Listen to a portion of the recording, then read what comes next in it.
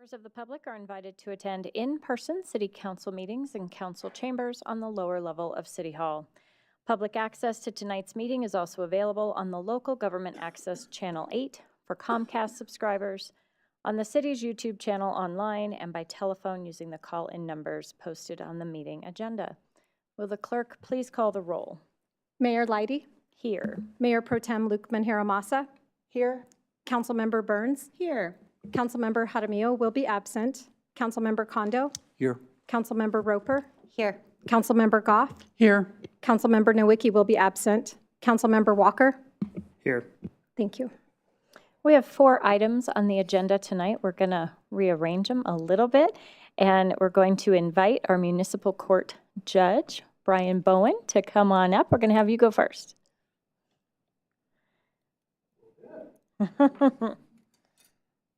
Good evening. Nice to see you. It's good to see you all, Madam Mayor and council persons. This is our semi-annual update, and our purpose is to provide you with information, significant changes, and just an update as how it's going.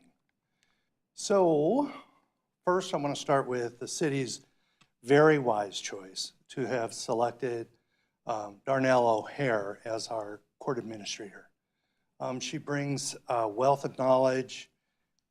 She speaks police, which is kind of nice, and she speaks court clerk, which is nice. She understands judges, which is amazing, and it really has been a great, great fortune. I think she also engages well with upline, which is powerful for the city. So I wanted to tell you about that. Our court calendar is, we're moving to a more consolidated and regular calendar. So typically we meet 5 days a month, and those days have been on Mondays, Tuesdays, Thursdays, and we're going to move them to Monday, Tuesday. It's going to be a while. So it'll be over a year before we're all the way there, but we're starting to ease over. That provides continuity for members of the community to know when court is, for staff to be able to instantly say this day or this day, and also when people miss court and you have to tell them to come back, if they're missing out on Monday, it's easier to tell them to come back tomorrow and we'll take care of it than it is to look at a calendar, maybe this day, maybe that day. So we're getting there. It's going to be a little bit of time. We've onboarded Judge Deng, who's here with us tonight. She has an extraordinary story to tell. I've worked with her at county court. She's a retired county court judge, and I work with her in other settings as well as a municipal judge. And so I just wanted you to meet her tonight. Let's see, there we go. Electronic ticketing system integration and scheduling. We've had a couple hiccups where the electronic system that the police department uses doesn't necessarily talk to our court system. We're looking into a bridge gap so that could happen electronically. Right now it's kind of manually. And we had a couple days and have a couple days coming up where dates were dropped off of the setting by the officer. And so they resulted in unusually and unreasonably heavily set dockets. We've worked our way through it. Nobody died. That's the good news.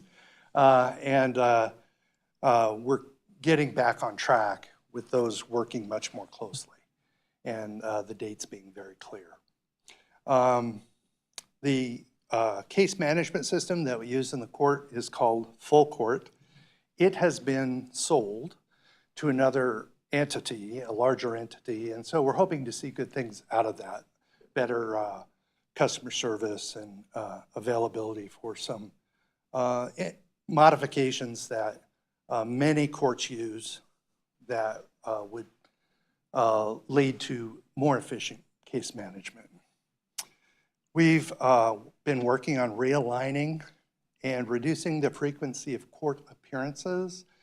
So There are a lot of ways to manage cases, and one of them is interactive contact with the court that doesn't necessitate that somebody comes into court and stands in front of the judge and asks for additional time to pay a fine or additional time to get to their court hearing or whatever.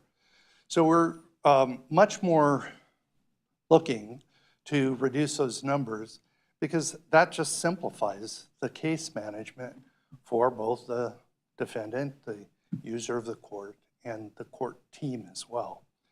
Our audiovisual system has been a bit of a challenge. Our audio went out, and you know, I'm a judge, I like to talk, and so it's been a bit of a challenge, but we've been able to navigate over instantly, the same day, to a Zoom format that records our proceedings in the courtroom.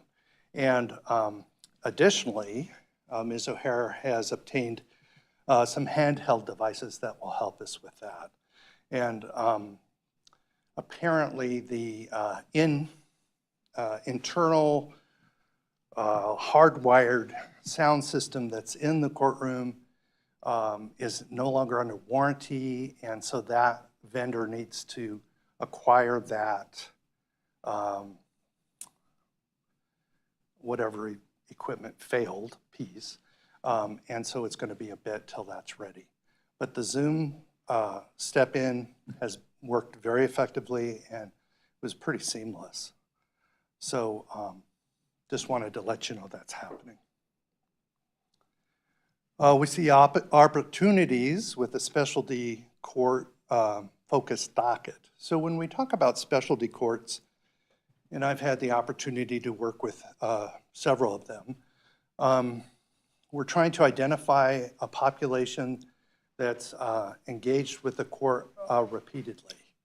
First-time offenders, they're going to self-correct, or we'll get them corrected so they don't come back. But the people who are back before the court repeatedly become an identifiable population. And when that population is unhoused or mental health or related issues, we can find ways to do better. We can always do better. So we can find ways to engage with that population. And at this level, the numbers for this city, there's not really enough of those identified members of the population that are struggling to justify another full court. But a time slot within a docket, yes, we certainly could do that. And that affords us the opportunity to have the park rangers, the police department crew who are engaged with people to have a set time when those tickets are returnable, so that those officers that are engaging those people and other services in the city, housing, education, other community resources, mental health, community reach, etc., we can try and implode services at a set time when everybody knows when it's supposed to happen. And we might not change a lot of lives, but we may change a life. And for that, it is a meaningful intervention. So we've already had a meeting with crew. We're looking to increase that, and I think by Q1, we'll have something up and running. Increased court fines for traffic accidents. You all drive around here too, and I'm here to tell you it's like bumper cars. And I am continue to be astonished, and I've done this a long time, by the number of accidents. Now, when they're cited into municipal court, they're almost always minor accidents, almost no injuries and things like that. But it's still an accident, and it's an opportunity for us to engage, to encourage safe driving. I always tell people the first rule of the road is don't hit things, and that includes other cars, other buildings, whatever. And but it takes time to investigate those. And based on, and it's kind of anecdotal, but based on the number of events where that occurs, I have raised the amount that we are imposing as a sanction for that, so that people, we bring it to their attention. Now, if they're repeat drivers, that's another whole thing, but accidents, it's an incredible number. And if you came to court, you'd see that, and you'd go, what's going on? Also, we're looking at increased sanctions for speeding over 30 miles over the speed limit, which we see on I-25 frequently. And we think that'll be more an educational piece. I think there is probably a limit when a monetary fine ceases to be meaningful. But I think if we do impose some kind of educational opportunity that the defendant gets as well, it'll perhaps make them a little more mindful in the future. Warrants, we have, in association with the police department, and to my great pleasure, Ms. O'Hare has been able to navigate that the court will be doing the warrants. And that's a workload sharing that we've been able to work out. I'm very pleased to hear it because we can, so we will. And that way we have backup and redundancy in our training to make sure that it goes well. And again, when I say that Ms. O'Hare speaks police and the police speak well to Ms. O'Hare, that's a plus. So that's what I have there. Just attended the Colorado Municipal Judges Association conference. Just got back from Steamboat Springs. It was very dry up there when I left. Apparently it's there's a little moisture now. Those trainings are always helpful. Judge Deng and I actually went together to the programming, and it's basically 2 full days of in-person and online training. And so we're keeping current. And one of our challenges there is going to be AI, and what do we do with that?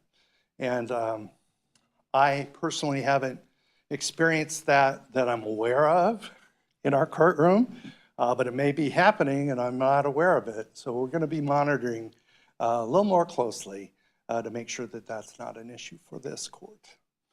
And then we've had some challenging and unique cases, as you may have seen in the news, which we try to avoid, but they're being handled. And in many ways, thanks to Ms. O'Hare and her adept response to those things, we're on top of it. Questions? Well, I have a quick question. I was wondering if your staff would be willing to come forward and say hi so we can get to know you, because the camera doesn't show you and you were referenced a few times. So if you're comfortable, I'd love you to address council, introduce yourself. Nice to meet you. Ask if she will, because she's the boss. Okay. So I'm Darnell O'Hare. I'm the court supervisor. Started in May. Nice to see you. Good evening. I'm Judge Cindy Deng. I've just started here, but I've had 12 years of experience as a judge. I worked in Adams County as a district court magistrate and as a county court judge. I also cover as a senior judge in Denver and a number of jurisdictions. So I'm very excited to be here. Thank you. Nice. Welcome. Nice to meet you. Councilmember Kondo. Thank you, Madam Mayor, and thank you all three for coming forward. It's nice to meet you in person. I hope you don't mind if I point back to the September monthly municipal court report. I'm just kind of curious. It looks like traffic citations are pretty much flat, but certainly parking is up big time. And just wanted to kind of understand that increase, what might be causing that. And then I have one other follow-up question. My impression is that that's just an emphasis on that area of policing. So now that the PD is fully staffed or close to fully staffed, and they have the resources to do it, they periodically emphasize different parts of policing, community policing, and that probably is an emphasis. You may want to ask the chief that question. Sure. Before I do, I'm curious, does expired tags, does that fall into the category of parking, or is that its own? That's not yet, but there is legislation There was last term, and it's expected that that will be returned for municipal courts to handle that. Right now, it is not. Okay. And then my follow-up question, just kind of looking at juvenile related citations or offenses, I'm just curious, I see anecdotally more youth driving around on the streets and not street legal sort of apparatus. And just curious as to whether you're starting to see that increase as well, whether it's dirt bikes or unibike or scooters, et cetera. So I'm not saying citations, a balloon in that, but I can tell you, I also work in other cities, that is increasing generally. And I too have observed it driving down the road. And so you should expect that there'll be more citations coming in as a result of that. When they're not a licensed operator, generally we push for education and also for their efforts at obtaining proper licensure when they return back to court for review. Okay, thank you. Appreciate that. Councilmember Goff? Thank you, Mayor. So my question is about, I guess it might fall under the specialty courts, but is there a program for youth offenders that's special? Well, yes and no. So all youth cases are handled differently, even traffic cases. So the operator of a motor vehicle under the age of 18, they have a limited number of points. We're mindful of that. That's where we try and implement the educational participation so that we can redirect that behavior lawfully. And then for the general citations, underage possession of alcohol or drugs, minor in possession, minor shoplifting, those kinds of offenses, they are handled differently. And one of the ways they're handled differently is we often give, in addition to an educational component, community service opportunities. And this city has a juvenile municipal court services program that focuses on juveniles, which is great because it can be difficult if you are obligated to the court to do community service and you're of a younger age to find programs that will take you. And so this city does utilize a program that does that.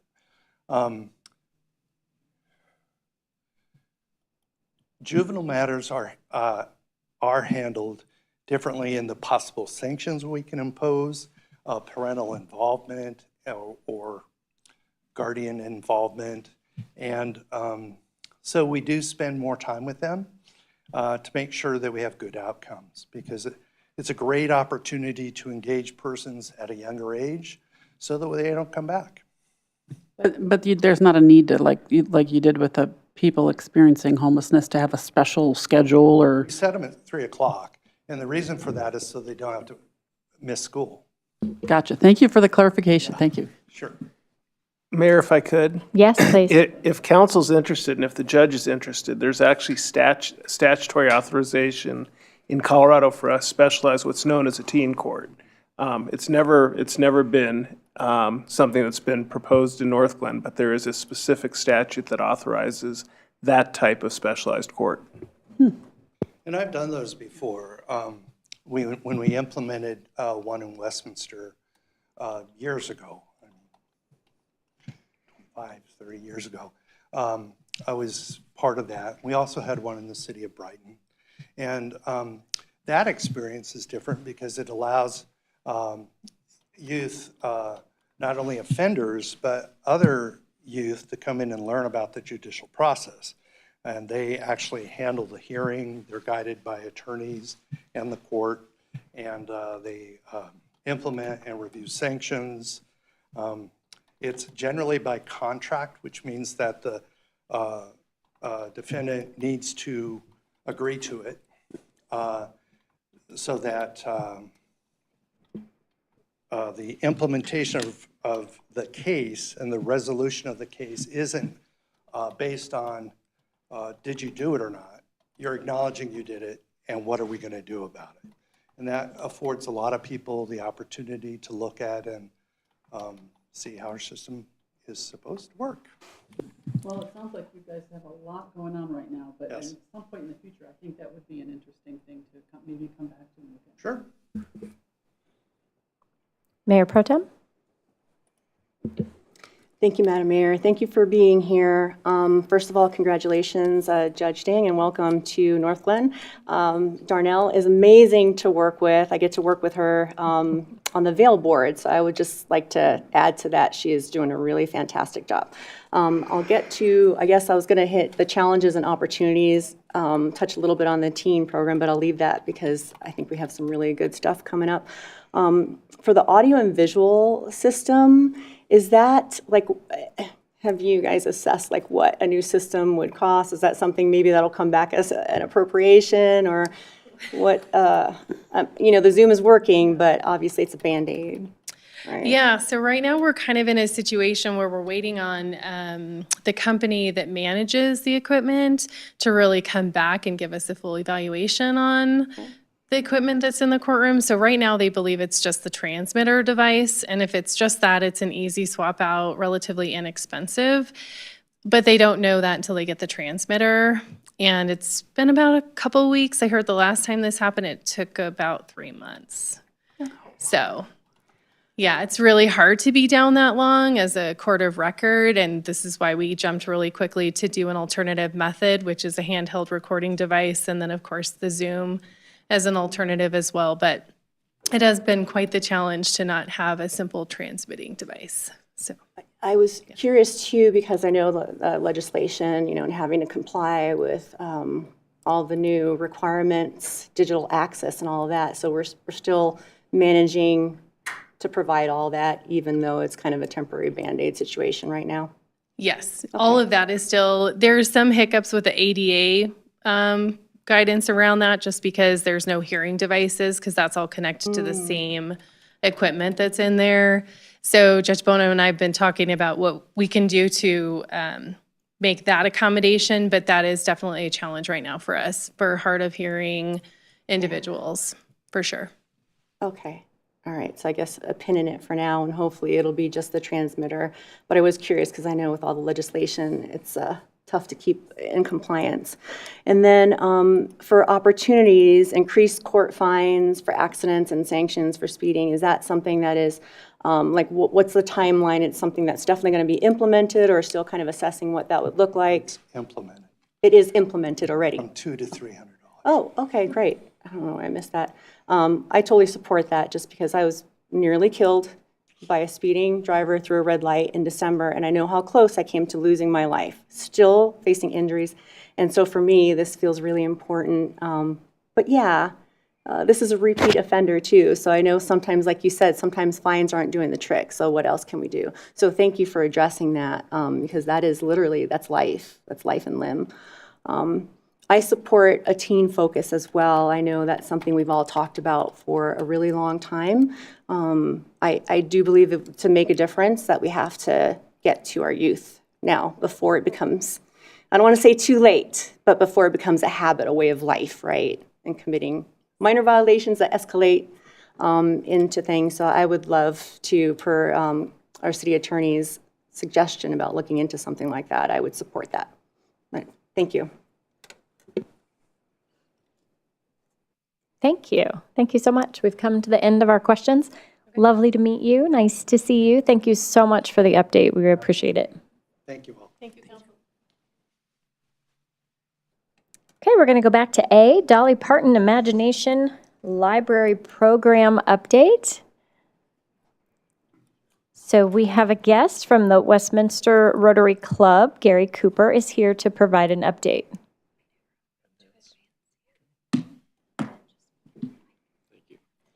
My name's Gary Cooper, and I'm the director of the Imagination Library Committee for the Westminster Rotary Foundation. We've been involved with Imagination Library now for a little over 12 years. We started out, it's an interesting and difficult program to get a head wrapped around it. Our club barely allowed us to join the program because it can really get out of hand, financially and management-wise. We were originally only authorized to work in Westminster, and 3 years ago, Dolly Parton allowed us, or authorized us to work all of Adams County. So we're responsible for all of the 8 children under 5 in Adams County.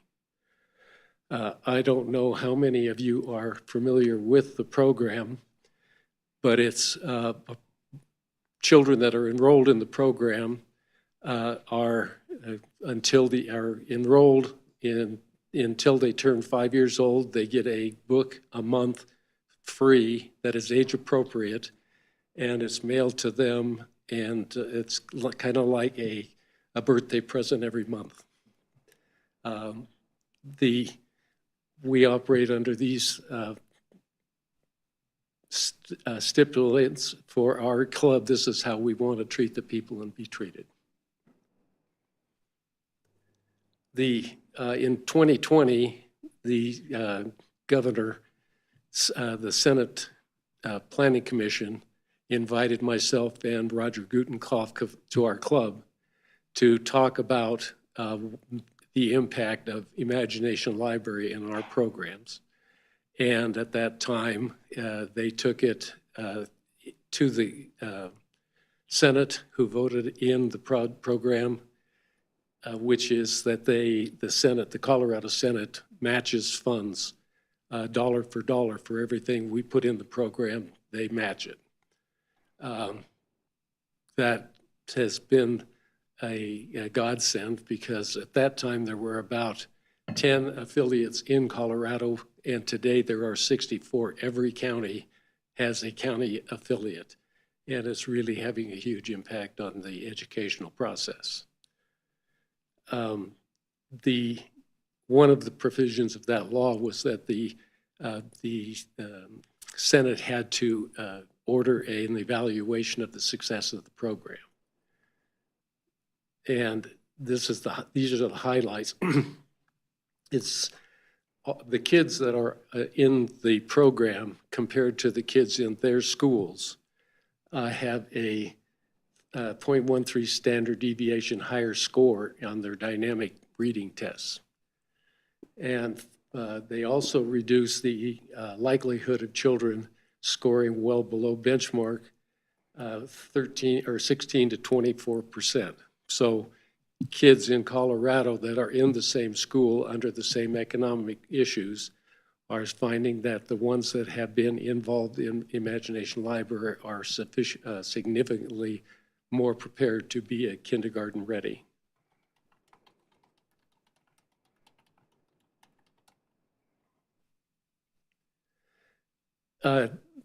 We have a number of partners in the program. For instance, we have all of the libraries in Adams County, all 8 Anythink libraries, plus the 2 Westminster libraries have been participants with us. Westminster has been 14 years with us now, but Anythink has been 2 years. And they take all of the kids that are going into their under 5 reading programs, and they are given an opportunity to self-enroll in our program. And so in the last 3 years, we have more than tripled our participation.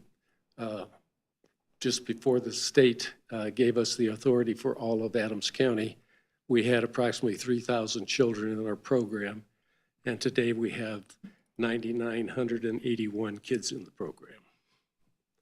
And we've graduated 11,110, so we have touched 20,000 kids in Adams County. This is actually on the website of all of these libraries, so anyone searching their library can go to their reading program and self-enroll their children, even if they aren't in the reading programs.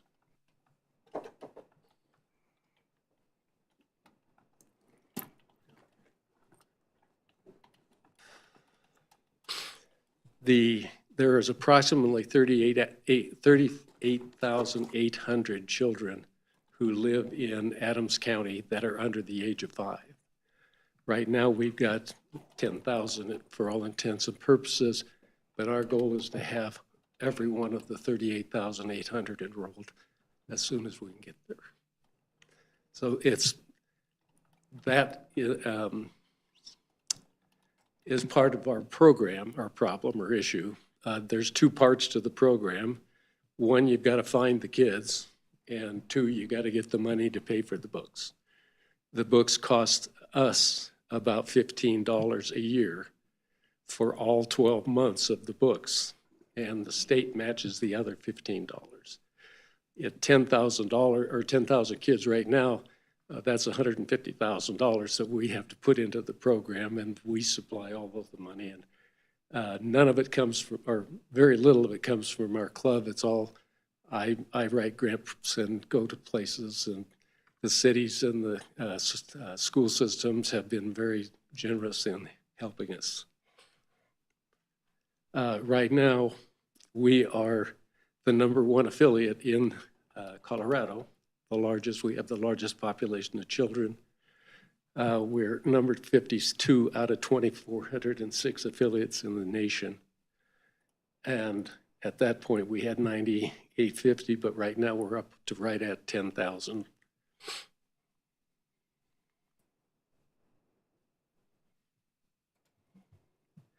So this year, our objective was to expand the program for another 6,000 children. For some reason, our enrollment has dropped down, even though we have the same affiliate or people that are our partners in the program. Some reason our enrollment has stayed about equal to the graduation rate, so we're not going up. I really thought we would get a boost. We became partners with Highland Hills Foundation, and they're advertising our program in all of their facilities in Adams County. But their method is they have a number of big screens in a lot of their programs, and they advertise on those screens for the people, but it's not catching their eye. So we're going to have to change that to get more, because they have tens of thousands of kids that go through their program every year. Additionally, we just gotten an opportunity to go to St. Anthony North's maternity ward. And the vehicles that we use, we can get the kids enrolled in the program without any imposition for the nurses. It's been a real problem. I've tried for 10 years to get in there, but there was too much paperwork for them, and they just didn't have the time to work with us. So now I've got 4 people in the hospital that are helping us go to the maternity nurses to get us into that, and that will add 12 to 1,500 new babies a year. And once we get into theirs, then we will go and find all the other maternity wards that are in Colorado.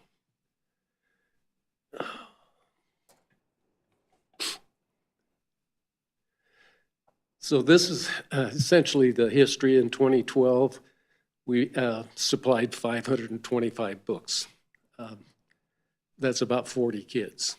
So growing from there, in 2021, we supplied 40,000 books, which is about 3,500 kids. Last year in 2024, we supplied 104,000 books. And this year we'll be supplying in excess of 120,000 books. So we're touching kids as often as we can. So these are the people that have been working with us for most of this time, helping us get the kids enrolled in schools. And the libraries were our biggest supporters, but we have Child Find, ECPAC. Unfortunately, ECPAC is one of our largest suppliers of kids, and those are children of unwed mothers in high schools. So it's sad, but we're trying to help them. So all of those people up there, The only one missing on our list right now is the Highland Hills Foundation. We have one of the big things that we did do, which was fairly expensive for us. We've sent out 17,000 postcards offering that to families who have children under 5 in their household and offered them an enrollment program. And that really kickstarted our growth. We also have 171 of the daycare facilities in Adams County, and we still got the other 120 that we have to go visit and get them to go in. But the Highland Hills program, if we can get a little more aware of how we can improve that relationship, I think that has great value for us and the program.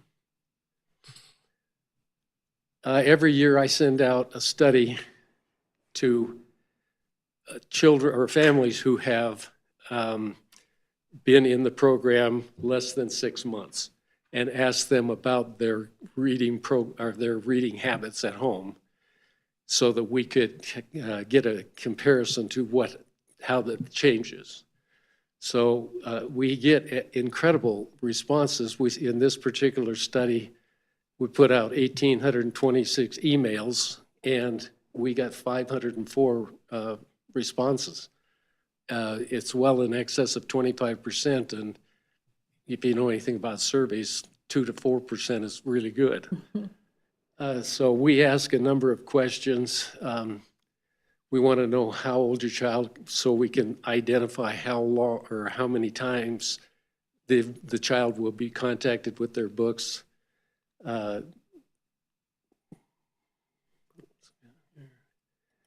We want to know how many other children are enrolled in Imagination Library in the program. How many books were in your house at the time of enrollment. This is important because according to Dolly Parton, a family with less than 20 books in their household are going to be possibly illiterate when they graduate from high school. And how often do you read to your children before enrollment? We just want to know. One of the suppositions of the program is that this facilitates the family connectivity, because as you know, a 6-month-old doesn't do much reading, so he's got to have his mom or dad. They got to be together in their lap, and it continues. And each book actually has instructions in it for the best procedures for introducing the information to the child so they connect better. Again, how many times per week, the part of that connectivity, and how often did your child read alone before enrollment? And almost none were reading alone. And so then we also survey all of the people who have gone through the program after they graduated. And in this, we sent out 4,000 plus invitations to respond and got back almost 1,000 responses. So they're happy. And this is data on how long they were enrolled, 1 year or less. So this gives us an idea of how fast the impact is, how many children are enrolled. Mostly it's just one. Are you reading with your child 3 or more times a week? And this jumps up to 95%. Are you reading to your child daily? And this is almost 90% in that fashion.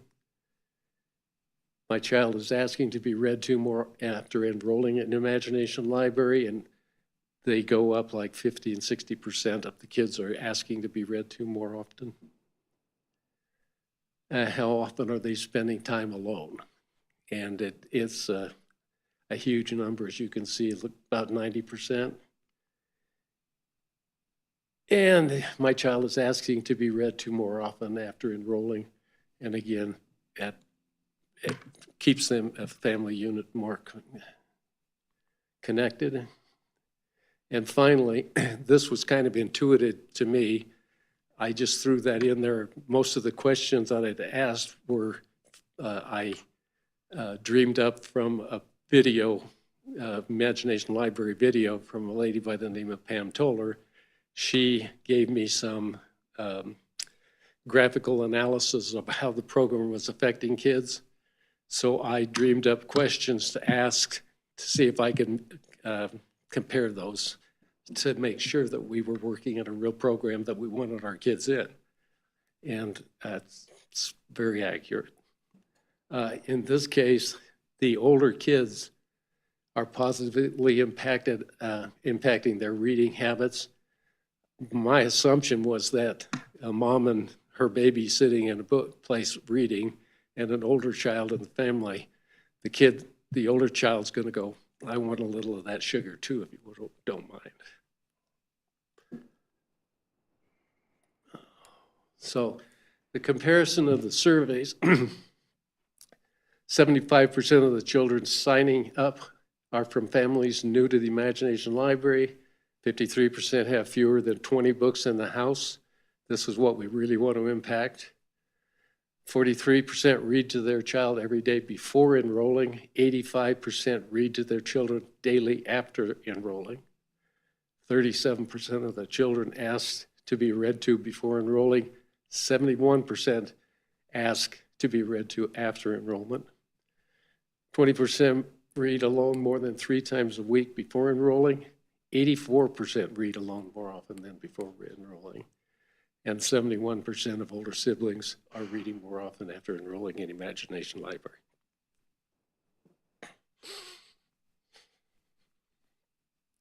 So this is essentially the story about our matching funds.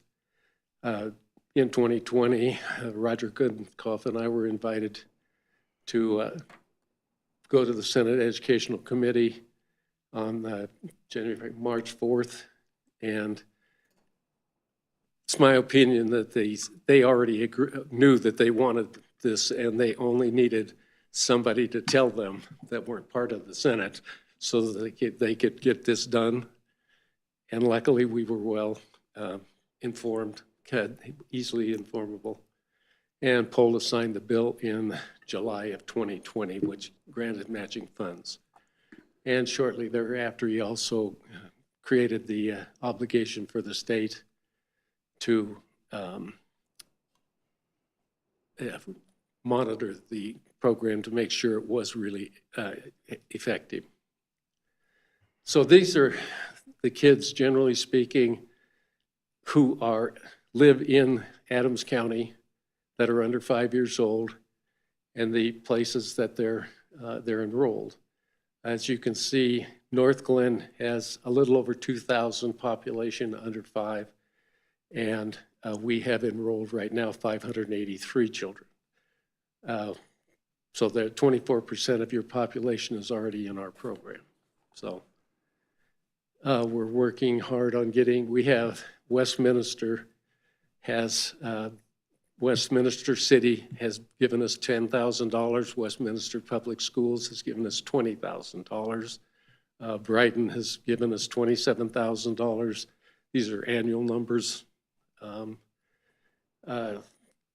Thornton has just given us $4,000. It's the first time they've ever given us money. And then you were kind enough to generate at $7,000 for us this year.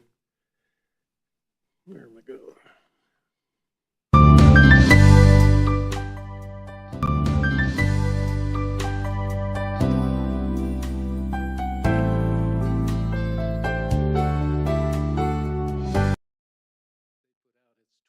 Video, and I don't know that you really want to see it.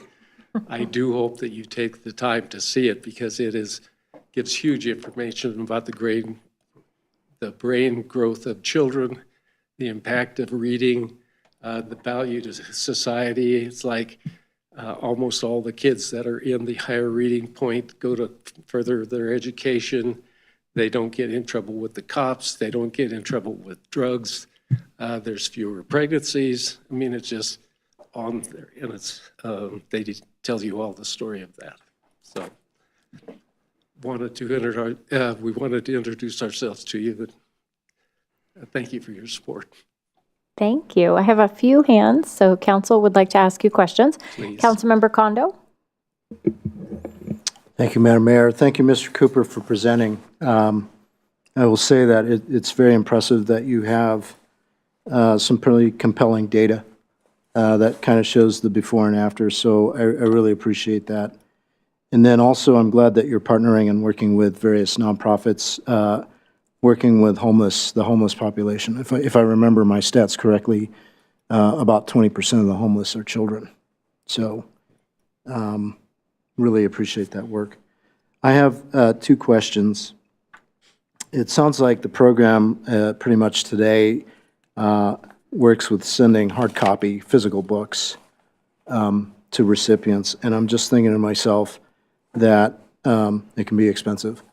But has there been any thought given to doing a hybrid where not only physical books, but ebooks could potentially be distributed?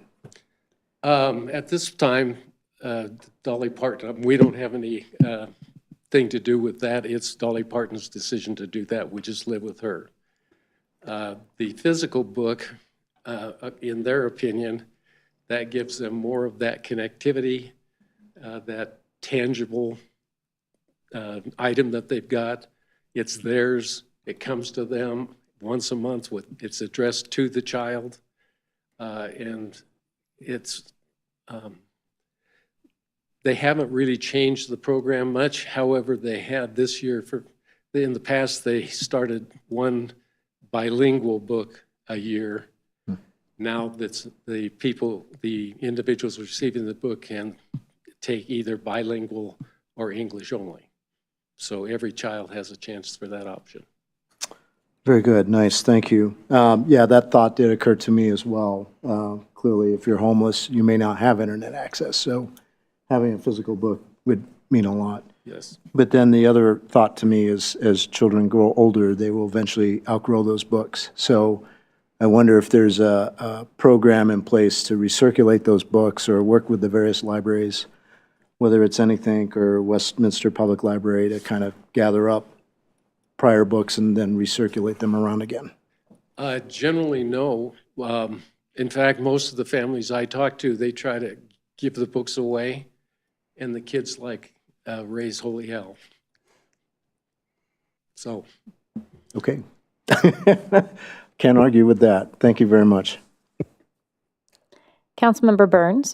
Thank you, Madam Mayor. Thank you so much for coming. I use this for my two kids who are under 5. So we love it. We love getting the physical books because it also helps them learn to turn pages and follow along. And there's instructions on so my son's favorite book that we got recently, he's just turned 4 and he's going to school, and we got the book How to Get Your Octopus to School. Highly recommend. Great read. And it tells you in the front of the book, have them spot the octopus, talk about all these things. And at the back of the book, then there's 10 facts about octopus. When it's octopuses, not octopi, one of the facts. So this is a great program. I love it. So thank you so much. We read to our kids all the time. So thank you so much for everything. Well, yeah, when I first got in the program, right now I got 10 grandchildren, so that only 4 or 5 of them have been able to go because I wasn't involved with it. But I got the books for my grandkids to make sure, once again, that we weren't selling failures material, that this was a truly valuable program. Thank you. Councilmember Roper? Thank you, Madam Mayor. Thank you for being here, and thank you for promoting and telling us about this wonderful program that I know enriches our children. I see that you're getting involved with Adams 12 and you're involved with their Child Find.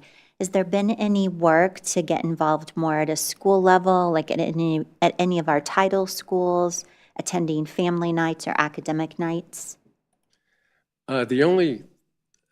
In getting involved with the schools, the only reason that we would be touching base with them is because we're looking for the babies. Because it only goes to 5 years old, doesn't help. Once they've gone to the 5, the kindergarten teachers they rave about the difference in the quality or the position of the child coming in compared to their partners that have not been able to get into the program.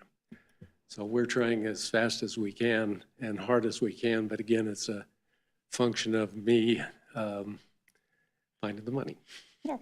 Well, thank you. And then when, I know here it says that you can check for availability to register your child. Is it first come, first serve? Is there a No. process? I mean, if they sign up, they're in. Okay, great. And we don't, I have not, even the kids that move out of our jurisdiction, move out of state, I never, unless they ask to be removed from the program, they stay. Okay, thank you. Councilmember Kondo? Thank you, Madam Mayor. One more follow-up.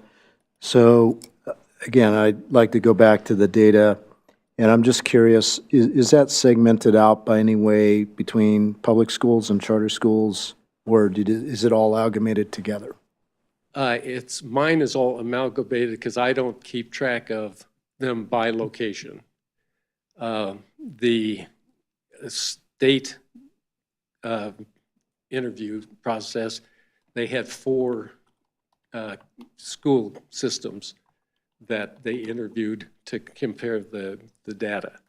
One of which was Westminster Public Schools, and then 3 other schools which I can't remember there because they're not even in Adams County.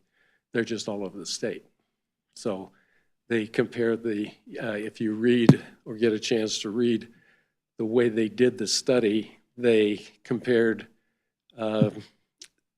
things that were free lunch participants and free breakfast and others that are in a certain obviously economically distressed.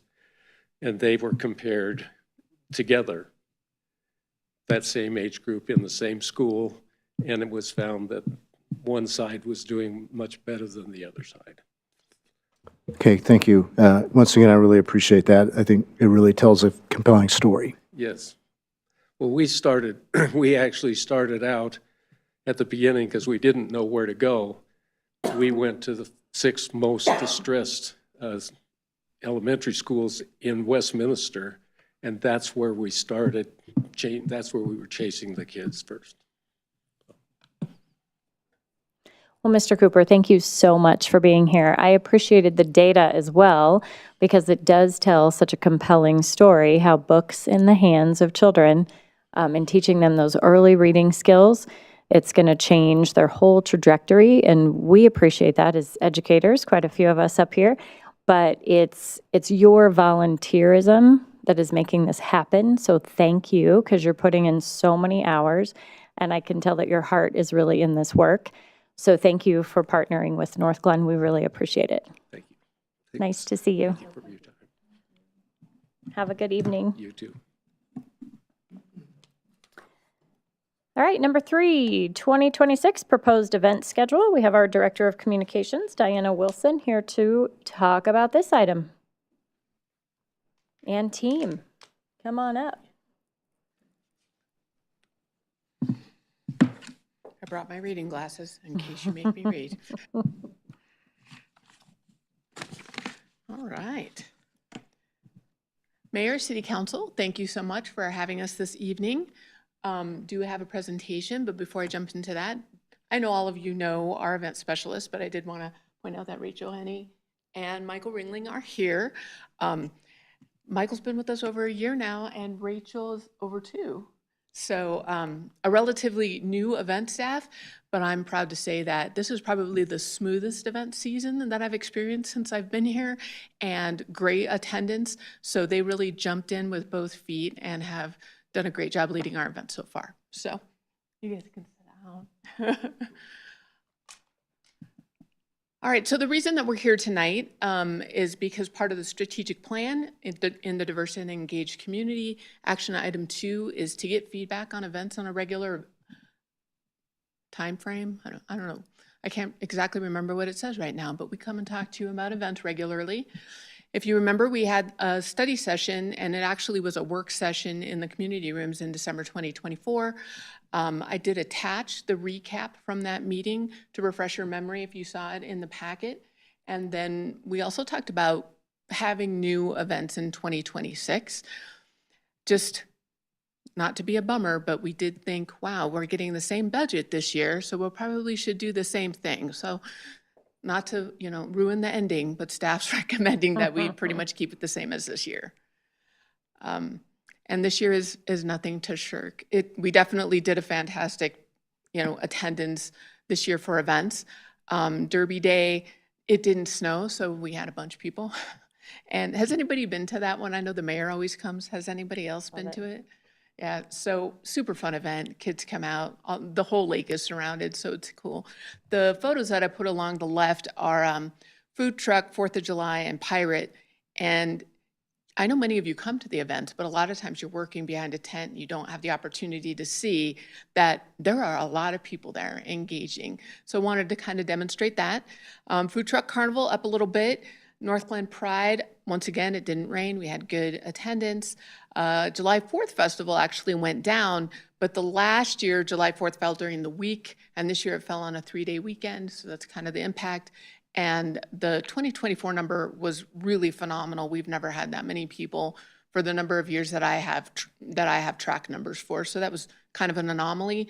Reminds me of Food Truck Carnival right after COVID when we got swamped and killed all the grass. So this year a little bit more back down to normal. Pirate Fest did really well this year, and then Noel Northglenn is to be determined, but that event has been tracking up. When I got here it was about 800,000, and now we're bringing in about 1,500. We do use a different way to track our numbers than when I first got here. Economic Development, they invest in a system that tracks people's cell phones. So we can see who comes to the park, we can see who comes to things. So it's really nice to have solid numbers, but also what's really nice is I can go in and look at the numbers for this year, and I can also go in and look at numbers for previous years, and you have apples to apples comparison. Sometimes I notice those numbers do fluctuate, and I think it depends on who their data carriers are, who they partner with to get the cell phone data, but at least we know, hey, they said last year we had this many people, and this year I have this many people, and we have a good comparison. All right, so I wanted to talk a little bit about Food Truck Carnival. If you recall, we talked about getting rid of it because of the soil remediation that's supposed to happen, and we were going to talk about it again in the fall to kind of see where we were at. So Old City Hall's still here, you might have noticed. And we will not tear up the old rec parking lot until that building not only comes down, but is replaced with a parking lot. So after talking with Public Works and Planning, they agreed with the time frame that we're working on now between taking the building down, building a new parking lot, and then doing soil remediation for the old rec parking lot. They probably can hold off until after when we usually hold Food Truck Carnival. So bought ourselves another year. And I have to be honest with you, that's a little bit of a relief for the event staff. All of our events are fantastic. Food Truck Carnival is the one that actually brings in the significant amount of revenue. So we're happy to have it back on this kind of a budget year. Not sure what's going to happen with 2027. I think it depends, what does that site look like after remediation? Are we getting it developed? Play it by ear. Really wanted to have the Northglenn Marketplace host us. They weren't game for that. So kind of limited area in that the carnival needs good visibility, so they like to be somewhere that's close to I-25. Hence, Northglenn Marketplace would have been ideal. Before the new rec center was built, they were right next to the highway on that dirt. So they need a fair amount of space, and they need a fair amount of visibility in order to return. So it's up in the air. I don't want to say it's the last one because I've said it's the last one for 3 years now. And once again, we're doing it. So unless a new location is secured, it could be, but let's all keep our fingers crossed because it's a very popular event. We're aware that the budget changes could come in 2026, just depending on what revenue is. Totally know that you guys can come to us and that we'll figure it out. So just wanted to make sure and point that out. And like I said before, Food Truck Carnival is one of the events that brings in revenue, so we're glad to keep it in a year like this. So for 2026, I know I've said to you before, every year when we have events, we take feedback, what needs to be changed, what should we do? For this year, I'd say our biggest change was on Saturday for Pirate Fest, we extended to 10 p.m. That went well, our attendance was up. Foundation revenue for the bar was significantly up. They were thrilled, but everybody did notice kind of drop off of attendance at about 8 o'clock on Saturday. So for 2026, we're proposing we still run later. Instead of stopping at 6, we go to 8, but we probably don't need to go till 10. And that does help with cleanup and staff time and that kind of stuff. And then we're recommending the same schedule. So neighborhood nights, just so you know, coming up later in the presentation, just wanted to cover these events first. So what kind of feedback do you have? Are you okay with staying the same as in 2025 as 2026? You know, looking for some council feedback and thoughts and so forth. I got my pin. Councilmember Goff? Thank you, Mayor. I think this is a very reasonable proposal. I wouldn't want to add anything because, you know, we're all talking about tightening budgets and, well, we have tightened our budget. So I think this is reasonable, and I do think the adjusting the hours to 8 p.m. for the Pirate Fest is a good idea as well. So I like this plan. And I think I have proposed dates up there that might be helpful.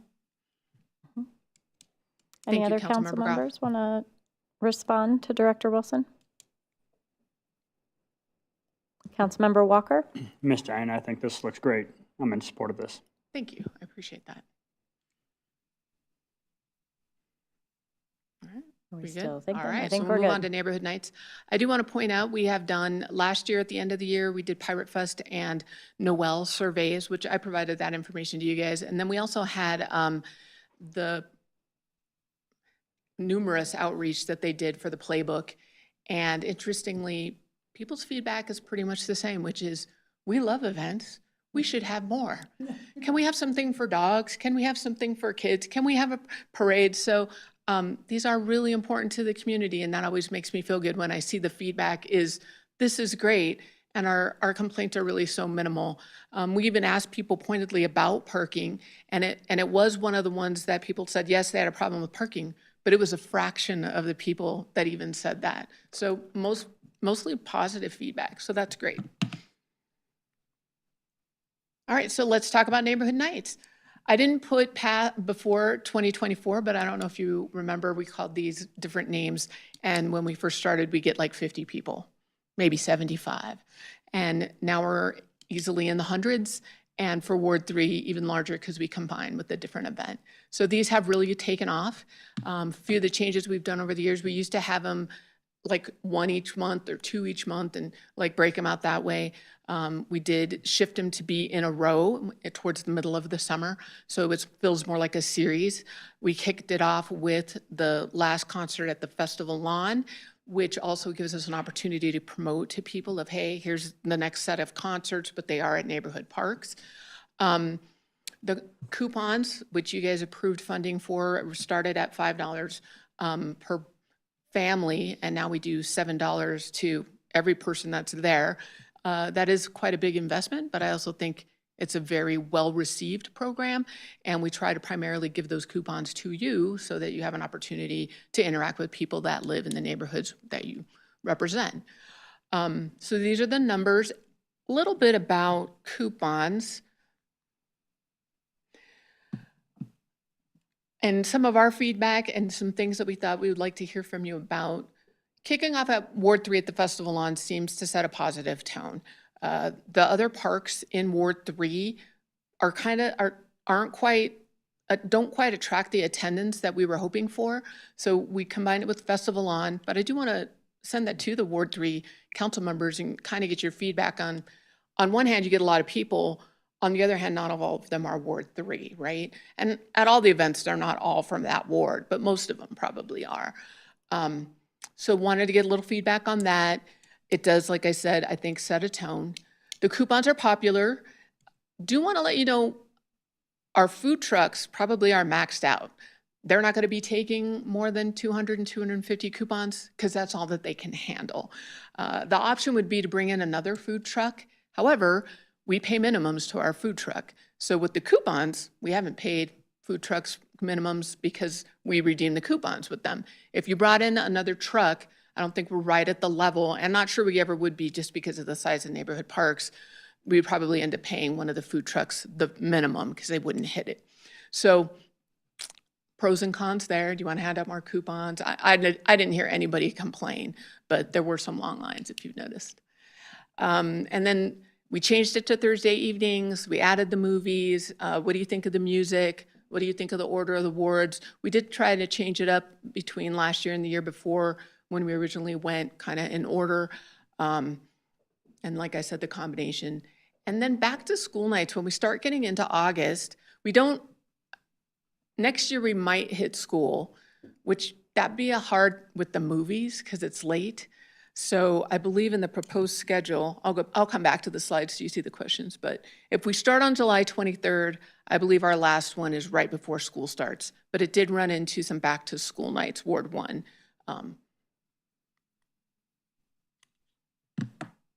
So feedback on the changes that have happened over the years, something you'd like to come back, something you think we should change again. We're pretty happy with them and definitely have a lot more sponsors and city staff that like to come to these events because of the interaction. So we get a lot of good feedback for planning projects. We get a lot of good feedback for whatever sustainability efforts we're making. Different boards and commissions go to these because that's their opportunity to talk to people that are in Northglenn. So really great community response. I think it feels very community-based, but at the end of the day, these events are happening in your wards, so what do you think? So we have a few questions. Can you go back to slide, I don't know, I think it's 23. What was it? What was it? I don't know where it is. It's right after that one. So can you remind me what happened in Ward 3 this year? What was the event it was paired with? Oh, a summer concert series. Okay, so that one was a summer concert, but the other 3 were movies? No, it had a summer concert and a movie. It's just Arts and Culture do a summer concert series at the festival lawn. Yeah. They usually average around 600 people. So then we did a postcard inviting people to Ward 3 for the same night. So we had the concert and the movie at festival lawn, and we basically doubled their attendance. Okay, and that was the only ward that That's the only had ward that did the partnership. combination of with their programming, but they all had music and a movie. But it's a smaller band than the neighborhood parks, which I think is probably appropriate. I don't know if the neighborhoods would love us if we brought in what we bring in at the festival lawn, but we do a movie as well. And the movie in general, my feedback from Northglenn Arts is that it's better attended in the neighborhoods than it was when it was at the festival lawn by itself. Okay, thank you for that. I found interesting. Councilmember Burns? Thank you, Madam Mayor. Thank you so much for this. So just real quick, because I thought for our ward meeting last year in Fox Run, we did have 2 food trucks. We had a taco truck and ice cream. Yeah, we have a savory and a sweet, but if we want to have more coupons, we'd have to add a third of something. So a third, not a Yeah, second. Okay, not- I was just wanting to make sure. I would think we would bring another savory truck is probably what we would need. Sorry. There's a lot of ice cream in the summer. But yeah, I get it. Okay, so I just wanted to make sure I wasn't crazy, but I was like, okay. You were absolutely correct. Sorry about that. Cool. Thank you. Councilmember Goff? Thank you, Mayor. So thank you for this, Diana. I know you and your staff do a great job with our summer events, and I think that's a part of the reason why our residents love our events so much, because they're just so well organized and put together. But I did want to say that, and I'll leave it to my fellow council member Kondo to make his comments on it, but I think it's fine to have it on the festival lawn in conjunction with the Concert. the theater, whatever programming. I think that helps them out. We do get a lot of people.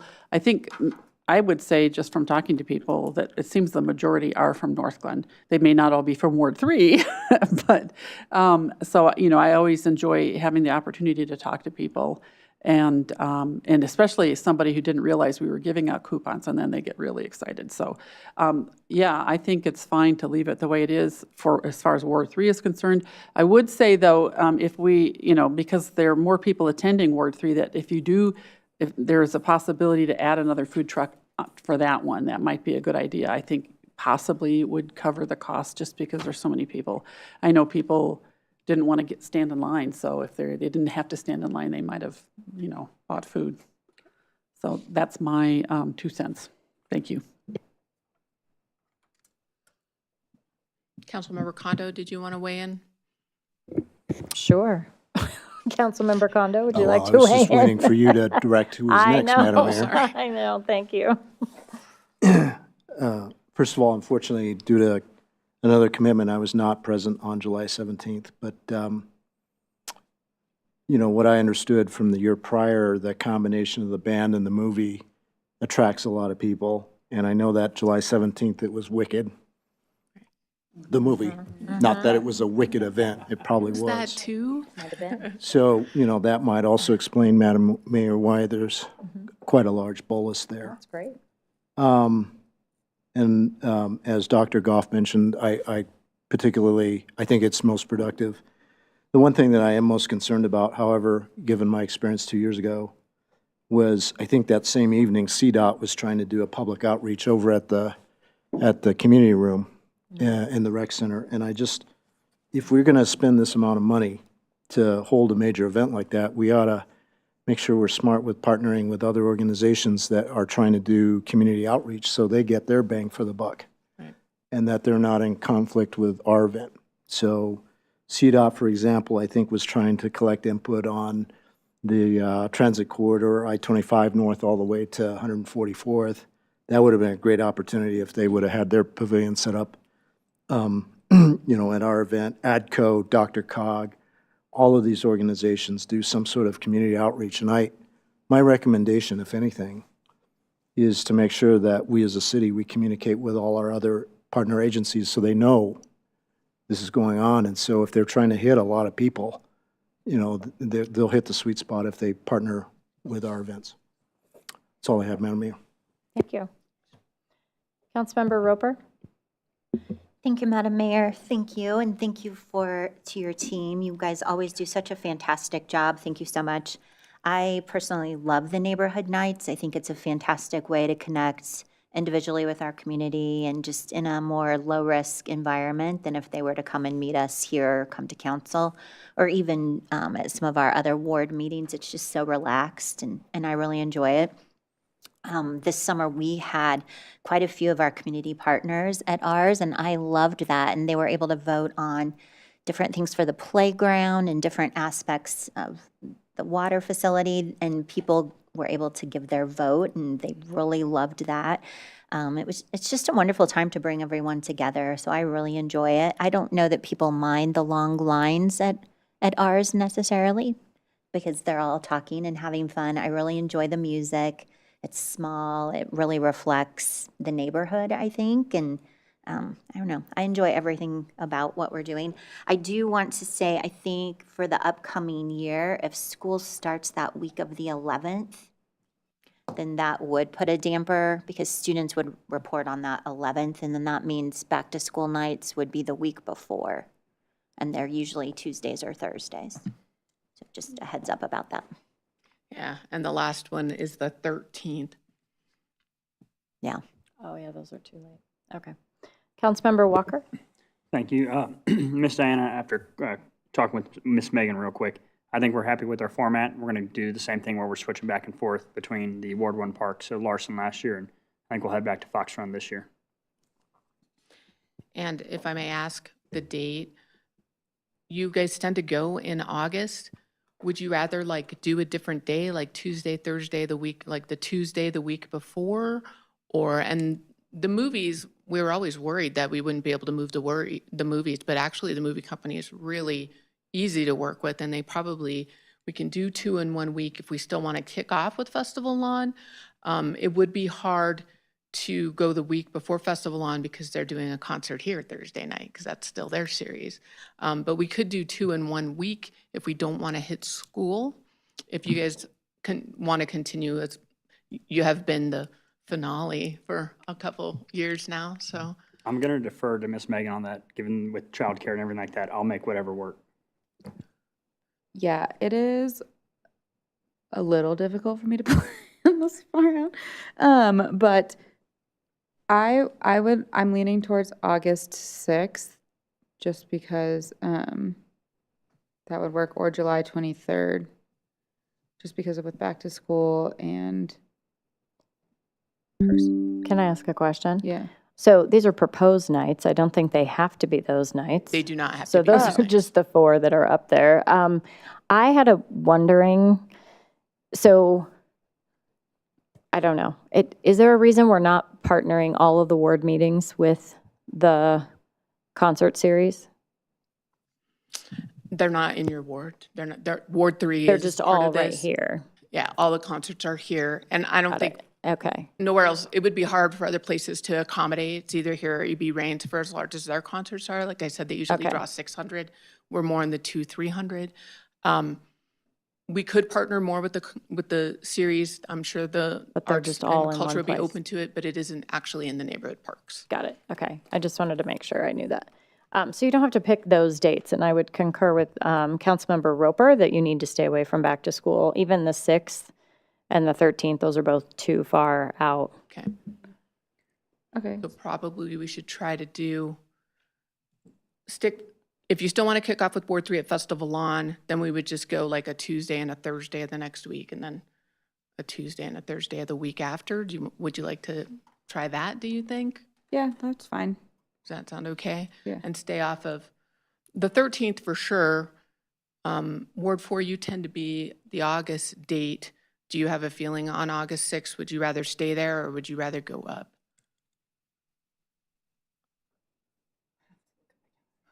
I know, tough questions, and we're in October. So, can I ask, when do you need these dates? We don't need them You right don't need away. them today, right? No, we don't. So I Okay. can send you a proposed schedule. Would that be better? When is the hard deadline? Like, when do you like to have all these? By We January? like to have them in December because we start doing December. calendaring and we start doing contracts. Okay. So, Okay. okay. Because I So I'll just know send we you don't have a follow-up Ward 2 proposal. representative here anyway, so. Okay. That seemed a little premature to be picking dates, but maybe not. All right. So we'll schedule out some dates to avoid school and send them to you and see what you think. Good? Okay. All right. That's all. Councilmember Burns? No. Mayor Pro Tem? Yeah, we're still in questions. Mayor Pro Tem? Thank you, Madam Mayor. I think the schedule looks great. I'm on board with everybody else in terms of not adding more and keeping it the same. In terms of Ward 3 and the question about that, I know some Ward 4 people who went there, and like for me, it's about engagement, right? More engagement is better. It doesn't matter who goes. If it's Northglenn residents and it gets that many people, I would love to continue supporting that. Even though you guys get the better movie and the better band. No, the bands were great, actually. I wouldn't say better because we had a really great trio, the bigger ones. But they're a lot of fun and our residents are engaged, and I think that's what matters the most. So I wouldn't want to change that because I think it's going well. And then Councilmember Roper, you were on my brainwave because I was going to say the same thing, that both of us really love the engagement by city staff and community partners that were there. Like, it was, I think, the best year for that. And people were at the tables and the booths. Like, they weren't just sitting and listening to music, they were engaged. So again, I'll go back to anything that increases engagement, I'm all for. Bless you. Excuse me. And I think you've really done a good job with that in the neighborhood nights. So love that format, wouldn't want to change it. I'm trying to think, were there any other questions that you wanted clarification on? But I think overall, it looks great. And, you know, Councilmember Roper and I will discuss dates and time because she is the principal who has probably a worse schedule with back to school than I do. So that's it. Thank you. Can I ask, I know we had said the budget is the same, so we're keeping the events the same. So I'm assuming in the budget is the cost of the coupons. Actually, the coupons come out of your budget. Okay. The way that we break up neighborhood nights is staffing, the band, the movie, that's all out of either our account or Northglenn Arts account, probably going to be ours this year. And the coupons and mailing a postcard to promote it are out of yours. Got it. Okay. I just wanted to make sure that we had funding available for that if we were going to keep going. At a recent mayor's coffee, we asked the crew that was there at the time, like, events you want to keep and not keep, and what are some recommended ways to tighten the belt. And there were a lot of residents that were like, well, can we, like, I'd be cool with just cookies Like, I don't need a full meal. Something small. Like, I think they understood that we are spending a lot of money either at a ward meeting or, whatever the event is on food, which is nice. And I think we started doing that during COVID to help our residents and our community. I just wasn't sure if the $7 coupon was still necessary. Deputy City Manager, is the council budget, did it remain the same for 2026?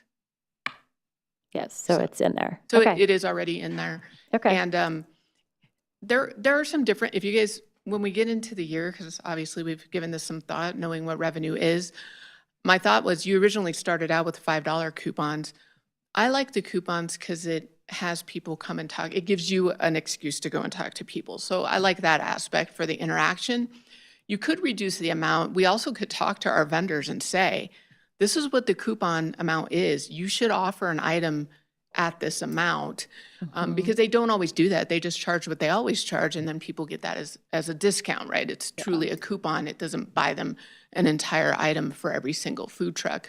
So if we wanted to change that to cut back a little bit, I think that there are things that we can look at, but for now, it is in the budget. That's fine. I was just wondering. Councilmember Kondo? Thank you, Madam Mayor. I just offer this as a brainstorm idea. If we're trying to really realize some savings or synergies, why not combine, say, two wards together? So if as Mayor Pro Tem had mentioned, there was a combination of Ward 3 and 4, at the festival lawn, marquee event, you've got those two wards that are right adjacent, and therefore you're just saved half on your, well, maybe not on the postcard mailers, but I'm sure there's going to be some sort of economic saving as a result of that because of the economies of scale. So I offer that, and I know I didn't ask Mayor Pro Tem or Councilmember Roper, or for that matter, Dr. Goff, in advance of making my statement, but I do put that out there as a possibility if we are truly trying to figure out how to be more economic and cost effective. I'm going to go out on the limb and guess everybody wants to keep one in their ward. There is some economies of scale, but I do want to say that the hard costs, $1,500 for a band doesn't make a huge difference. Where the economies of scale when we combine events is really what is saved is staff time. So you think about police officers that are there, our planning staff that's there, all the event staff that's there, the setup. So it is you don't see the dollars and cents all the time. What it saves on is staff time, and the amount of actual hard money out of this account isn't, you wouldn't save $25,000, you would save 10, right? So. Councilmember Goff? Thank you. I would like to keep it at the $7 simply because we've got it in the budget this year. Who knows what's going to happen after that? And I think prices are going up, and I think our residents would appreciate, having that help. Yeah, that makes sense. Councilmember Burns? Thank you, Madam Mayor. So we had done a combined, when we were doing when we were doing 2 ward meetings and the summer night thing, we had done a Ward 1 and Ward 2 combo. I think when we were doing more, that made sense. However, I think if more people go to Ward 3 just because it's here, that makes a lot of sense. And it also might work for other families' schedules. And so I think offering something local, because at least what we find in Ward 1 is we're right off the, we go to parks right off the trail so families can walk. And so I think to me, these, specifically the neighborhood nights are more about community versus ward meetings and coming, when we host one here at City Hall, anyone can come and talk about anything. But I think those, they just serve different purposes and are at different times. So we're meeting different people where they are and when they can attend things. And the more dates we have, maybe someone might just be I'm just going to go to Ward 3 even though I live in Ward 1, if there are different dates that work for their family over the summer. That's sort of my thinking. But that's it. Mayor Pro Tem?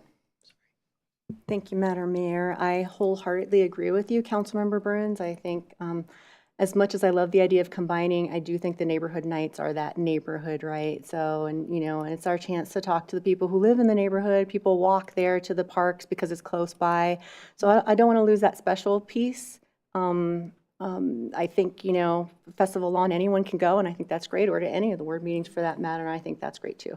But that's not what my point was. Oh, I know what I was going to say. In terms of engagement, at our last discussion about events that we had in December, some other options that were on the table at that time were town hall, and we've heard some residents ask for that. So not to add staff time, but something, and maybe that is a combined thing where 3 and 4 are like, hey, we're going to be Safeway closed, so that's a terrible example. At this coffee shop that just opened, and you can buy your own coffee. The city's not providing anything, no staff time. Council members are going to show up and have a talk or something like that anywhere or at a place. So that's just something maybe to think about, more engagement, because I've heard from Ward 4 residents, I know Councilmember Roper has as well, our neighborhood nights was in the summer, and our next official ward meeting isn't going to be for another 8 months. It feels like a very long gap in between. And we did cut those back to save on staff time and to save on money appropriately. So I think, but I'm just throwing that out there as that was something that was discussed, that maybe if we could revisit that, what that would look like, that wouldn't add stress or time or money. So I do want to mention, that was a council decision. Staff will do whatever you guys feel comfortable It's just doing. a thought thinking about this when we're talking about combining ward meetings and stuff.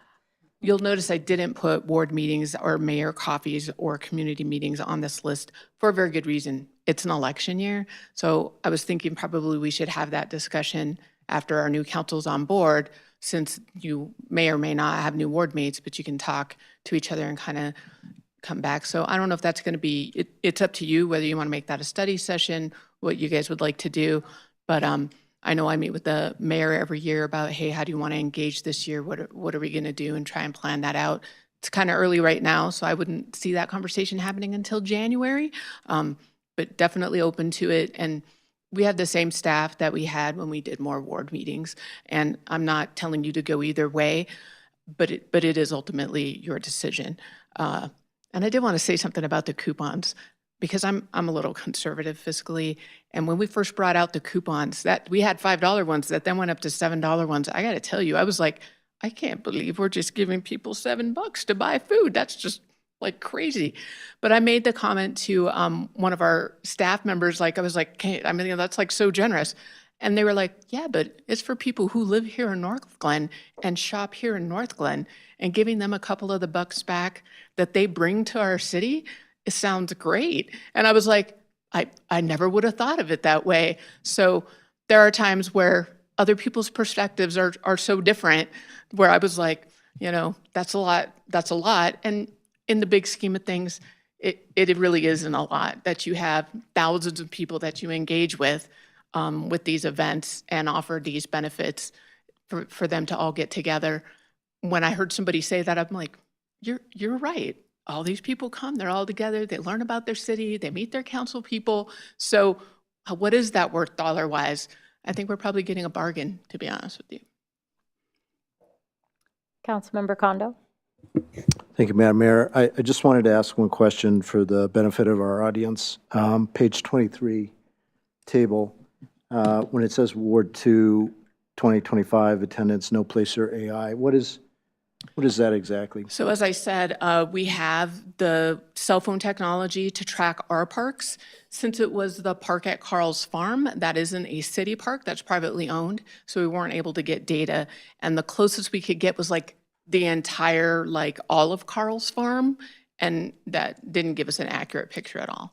But you'll notice the coupons are pretty consistent. So if I had to make a guess, I would say their attendance is relatively close to what they had the previous year, but we don't know that for a fact. And since I was using Placer AI data and everything else, I didn't want to misrepresent.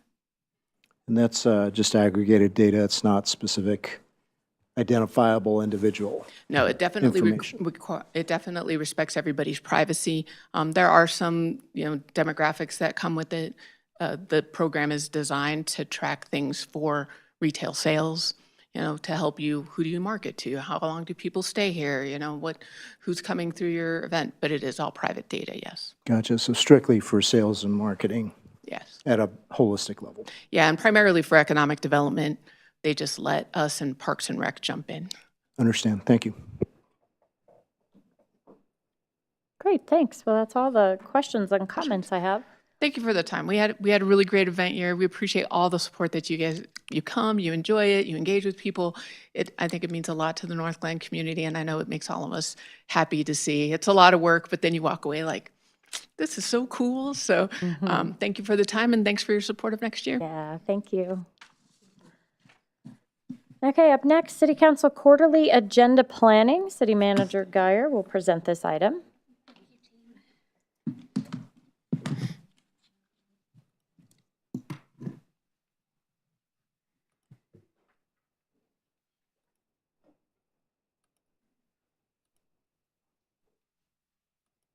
Good evening, Mayor and Council. I'm here this evening to discuss the quarterly agendas planned through January 5th. So here is the purpose.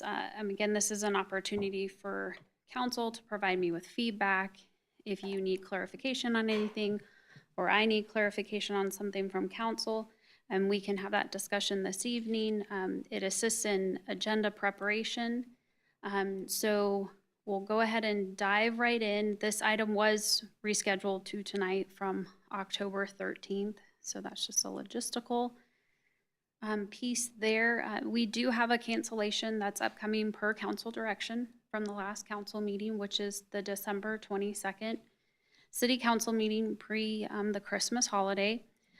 As a result, that translates to the need for 2 special meetings, which really means that study sessions will now be a special meeting. You see those dates be November 17th as well as December 1st.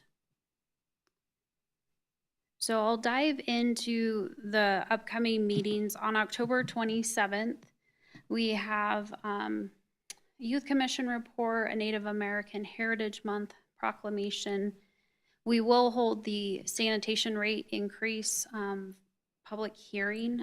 So staff has been doing public outreach, and the public hearing will be next Monday. We also have a couple other items, the UDO amendment in terms of EV charging stations opt-out first reading, a public art policy update, which will be a great topic to dive into. And then recently, council last week asked, the mayor specifically asked the city attorney to draft a resolution in regards to that last item there, which is titled Reaffirming the City's Assertion of the Importance of Home Rule Authority over Local Land Use and Zoning. So that was an item that was added as a result of last week's meeting. November 3rd is a little light right now, so this may shift, but as of now, we have Brad Hutensky with HCP, Hutensky Capital Partners for the public's benefit. Will be joining council to hear feedback from council in terms of your hopes, wishes, desires, in terms of vacancies at the marketplace, and certainly if there's any leasee information, if he has signed leases with future tenants, he can share that information with you. We'll also be having a conversation about redirecting grant, CDBG grant funding to Merrow Delberry Park. On November 10th, there's a Seatbelt Day proclamation along with Transgender Awareness Month. The DICE board will be joining council for their annual report that evening. And then we have our standard monthly financial report, and then the second reading for the EV station, charging stations opt-out. Moving to November 17th. This is the evening that we decided to hold a public hearing on the Public Facility Standards Amendment per a recent conversation with council. We're going to couple that with the crew quarterly update. Those items will likely be crew update first, and then the public hearing second. On November 24th, we'll have the Shop Small Saturday proclamation that we typically have. The Community Co-Production Community Policing Board, Community Co-Production Policing Board, did I say that right? I'm sorry, I totally got that wrong. CCPP will be providing an annual report. And then the monthly financial report, and we need to do a supplemental appropriation for 2025. So that'll be held that evening. And then December 1st, we'll have the Q2 and Q3 economic development report along with NURA updates. So this is one of the agenda items that was previously shown in November that we've shifted to December 1st. And then we'll have a supplemental appropriation second reading on December 1st. On December 8th, post-election, we'll have the standard organizational meeting. So we try not to have any other agenda items on this meeting other than the organizational meeting to include the swearing-in ceremony and reception. And then on December 15th, I plan to bring a proposed 2026 state legislative issues guide for council review prior to adoption in early January. And so then the next piece is the code enforcement policies conversation that I have another slide on to talk more with you about. And then we have a placeholder right now for council orientation, so that's subject to change based on the outcome of the election. And then I mentioned the cancellation on December 22nd, and we also have a tentative hold for January 5th meeting to be the annual legislative dinner. In terms of items requiring clarification, we have the code enforcement policies item listed here. The mayor, Corey, and I spoke at length last week in preparation for this conversation, and the place where we landed is that this conversation, first and foremost, may require a couple of conversations. It's a meaty topic, so it may not be accomplished in one evening. We really want to dive into the philosophy of code enforcement, what's the purpose of code enforcement, also talk about the prioritization. So existing prioritization based on the tiers 1, 2, 3, and how does that relate to the philosophy of code enforcement, and then certainly tackle the process in terms of warnings, citations, overall zoom out and look at the overall process. So that's what we're proposing in terms of this particular conversation. We're going to tee it up to be interactive. So they'll probably be moving around in terms of we'll have poster cards of here's what these different violations are based on tier 1, 2, 3, and 4. You can move those postcards around based on what you all believe to be priorities. So that's a high-level snapshot of what we're envisioning this conversation to be, but I would like to turn it over to you to share feedback with me if there's other pieces that are important to you to have included in this conversation. Yes, thank you. Just to add on a little bit, I do wonder if a robust conversation about code enforcement is going to allow for other agenda items that night. I'm not quite sure. It's pretty, I don't know, it's big. Code is big. And it has been coming up at every mayor's coffee, community event. We're getting lots and lots of emails and questions about code and what's appropriate. I think it's probably time for this conversation because we've had so many questions about it over the years, and the current practices were sort of put in place by councils long ago, and we're just still operating under some of those policies and practices, and we just keep getting a ton of questions about it. So I think I would like to hear from council tonight to see like what are the specific pieces that you're interested in digging into that night. I can give you an example. The when I have asked in the past for a prioritization of code enforcement, I have been told it's prioritized, just look. And then when I look at the tiers 1, 2, 3, and 4, it's very strange to me that something on tier 1 is on tier 1, but something on tier 4 is probably more of a health and safety issue. And so trying to reconcile that could come out of the process of defining each one, right? I looked at one that said blowing sand, and I was like, oh, geez, what is that? So really wanting to have a clear definition of each of the pieces, but then a pretty robust conversation about what does it mean to prioritize this based on what our residents are asking for. I think the world is also very different post-COVID as far as families. And so what problem are we trying to solve with this code enforcement practice that we have? So those are my thoughts, but I would really like to hear from council. I'd like us to give Heather tonight as much information as we possibly can on this issue so that it'll shape the plan for December 15th. Councilmember Kondo? Thank you, Madam Mayor. I'll just give a couple anecdotes from what I've been learning over the last couple months.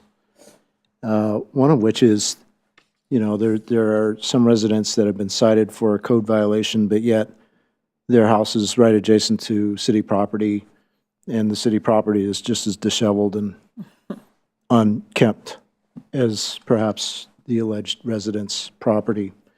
So it just begs the question, there's some hypocrisy going on. So I would say I've heard that a number of times.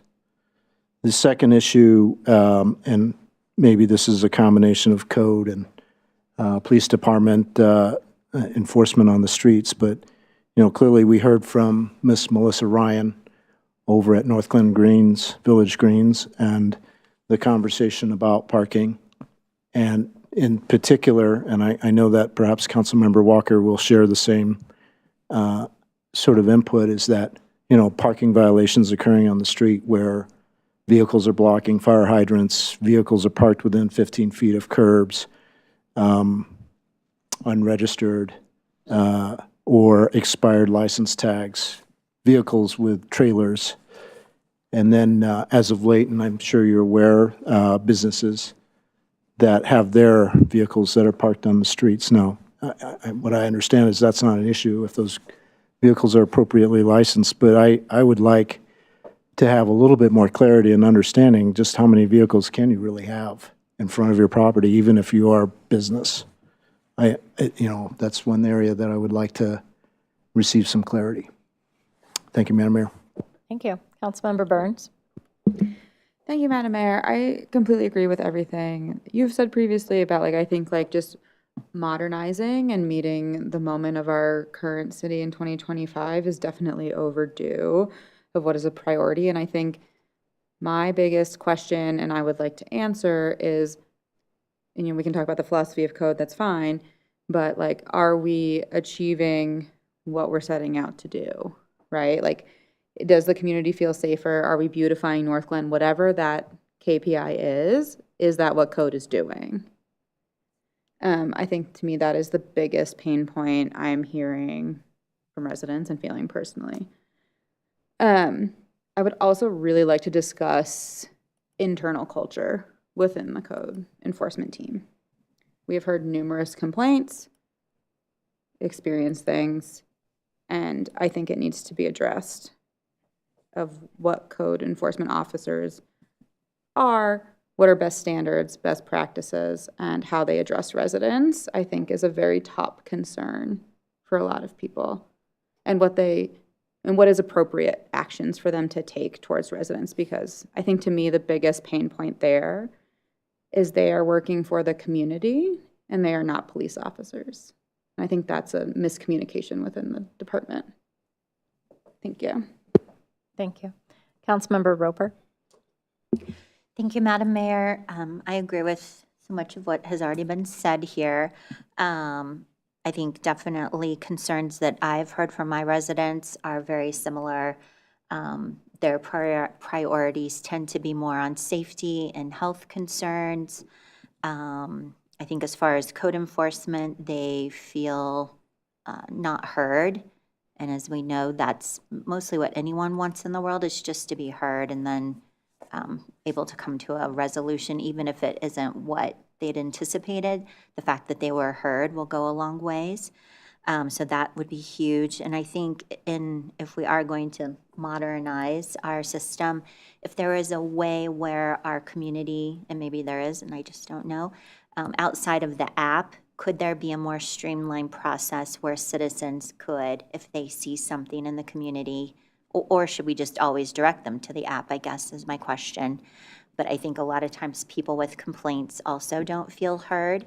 And again, our code enforcement can't be in every place, but to Councilmember Condo's point, there might be a resident with really some obstacles in their yard, but then someone else is getting a ticket or a citation for less debris in their yard. And so then they feel like this is inequitable, like things aren't being dealt out fairly. And so then, of course, anytime there's inequity, they question, why is this happening? Why aren't these people being ticketed? So I think those questions would lay a lot of our community members at ease if we could answer those. Councilmember Goff. Thank you. Thank you, Mayor. So City Manager Gar, yeah, I like the idea of looking at this in depth and doing some kind of either modernizing or updating the code. What I experience is we have usually longtime residents who have a certain expectation or set of standards about what they think the city's supposed to look like. And then we have, newer residents or younger people moving in. I mean, on my block, there's a home, and they're all related, so I mean, it's perfectly legal, but 4 adults, and so they each have a car, and then one of them has like a separate vehicle for business, and so there's just absolutely no way they're going to be able to park all of those vehicles, in their driveway for sure, or even in their driveway and in front of their house, and so I think I would like to see some data, if we can possibly get it, on like who's living in Northglenn now, what are their like needs and concerns around parking. I mean, why is parking such an issue? Is it because of situations like this? And that's the economy is driving people to having to share a home because it's so expensive. Then what can we do about that? I don't know, but I would like to have some of that information available so that we can think about that as we're making a decision. I mean, I have one neighbor who came to ask if they could park their vehicle in front of our house while somebody was doing landscaping. And then you have other people who don't even ask at all. And because they don't have to ask. I mean, it's public property. Anybody could park there. So people have such huge variety of expectations and, sort of ideas about how to be a good neighbor and, where they should be able to park or not park, or what their front yard should look like, or where they should put their trash cans, or, that kind of thing. Some people get very, agitated about little details, and then other people, it's like, I'm just trying to survive. So I would like some data along with what we're, what we get when we're talking about this. Thank you. Thank you. Councilmember Walker. Ms. Heather, 2 things. On a more narrow scope, I'd like to agree with Councilmember Condo. I know code blatantly, goes by fire hydrants, stop signs, and intersections of cars that are parked too close. It's every day. It's not just a one-street problem, so that definitely needs to be looked at for safety. And then also as a bigger picture, what we look at on private property. I know we'll actively enforce expired tags in a driveway on private property, but code routinely turns a blind eye to abandoned vehicles in the backyards, fire hazards, brush hazards, trees, and it's just they throw their hands up and it's like they don't want to do anything about it. It needs to be prioritized. Mayor Pro Tem. Thank you, Madam Mayor. I won't repeat everything that everyone else has said. It seems like we have all the same responses from residents in all of our wards and the same concerns. So I'd like to say yes to all of those things. Expired tags is huge. I get so many calls about that. But one other thing that I've heard in our ward too, and again, I think this goes back to Councilmember Goff's statement about expectations, residents who've been here, is proactiveness. So just looking at that, and I think if we look at the tiers and maybe revisit that, then whatever comes out of that, communicate that more effectively to residents about what those tiers are and what they look like, so that there's less maybe perceptions of inequity, of somebody getting ticketed for something and somebody's lawn is worse off, or their fence is broken, things like that, or they have, 5 expired cars in their driveway in front of their home. So things like that I think are important too, but yes to everything else. That's it, thank you. Councilmember Kondo. Thank you, Madam Mayor. I hate to add to your laundry list, but I will. I just recalled when one resident who was residing next to the lady that had the animal hoarding incident and her grievance, and it goes back more than a decade. And so I had, and literally this was not an intentional conversation I had in code, but I was walking by Tom Carlson's office, I would say about 2 months ago, when this was all breaking. And I said, she complained about it, but really nothing happened. And he actually went into the file, and it turns out that the reason why nothing could be done was that the lady that came and spoke with us, she did not want to disclose her identity. So, and I'm finding that to be a common theme, that people don't want to disclose that they're the complainant.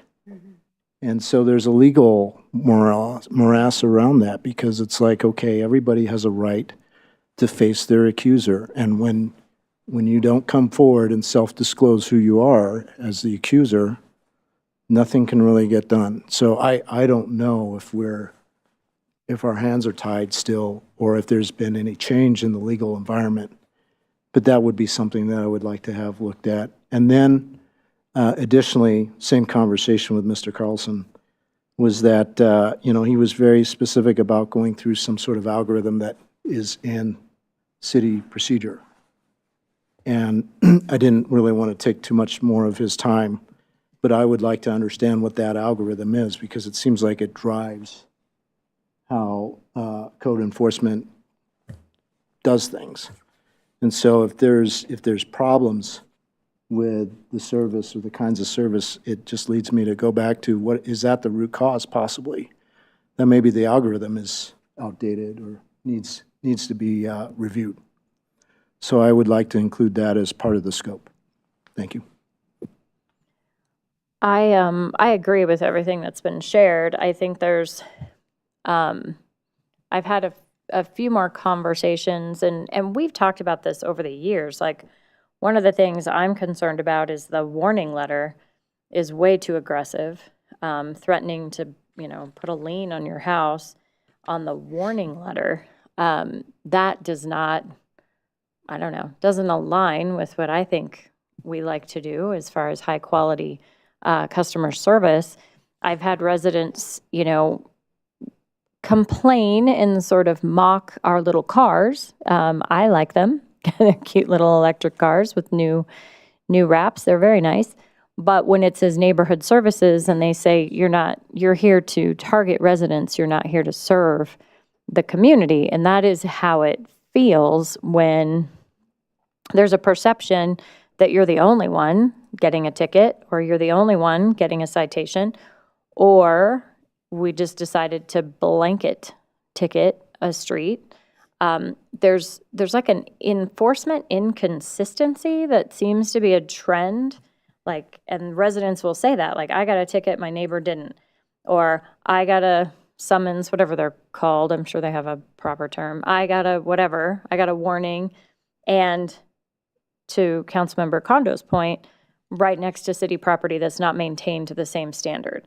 That's a huge concern. We cannot be hypocritical in how we're enforcing code.